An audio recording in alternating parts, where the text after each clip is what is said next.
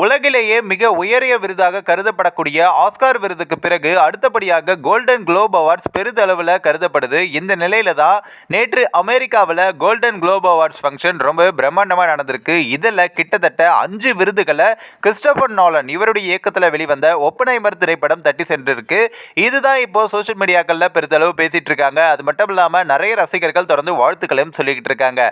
அதாவது கடந்த வருடம் ஜூலை மாதம் வெளியான ஒப்பனைமர் திரைப்படம் கிறிஸ்டோபர் நோலன் இவருடைய இயக்கத்தில் வெளிவந்து பிரம்மாண்ட வெற்றி பெற்றுச்சு. அது மட்டும் இல்லாமல் பாக்ஸ் ஆஃபீஸில் பெரிதளவு கலெக்ஷன் கொடுத்த ஒரு திரைப்படம் இது அப்படின்னு தான் சொல்லணும். அப்படிதான் இந்த நிலையில் ஹாலிவுட்டில் பிரம்மாண்டமாக பார்க்கப்படக்கூடிய ஹாலிவுட் ஃபாரின் பிரஸ் அசோசியேஷன் சார்பில் நடத்தப்பட்ட லாஸ் ஏஞ்சல்ஸ் நகரில் நடத்தப்பட்ட கோல்டன் குளோப் அவார்ட்ஸில் இந்த ஒரு திரைப்படத்துக்கு 5 விருதுகள் வழங்கப்பட்டிருக்கு. சிறந்த திரைப்படத்திற்கான விருதையும் இந்த ஒரு ஒப்பனைமர் திரைப்படம் தான் தட்டி சென்றிருக்கு. அதுக்கு அடுத்தபடியாக சிறந்த இயக்குனருக்கான விருதும் கிறிஸ்டோபர் நோலன் இவருக்கு வழங்கப்பட்டிருக்கு இந்த ஒரு திரைப்படத்திற்காக.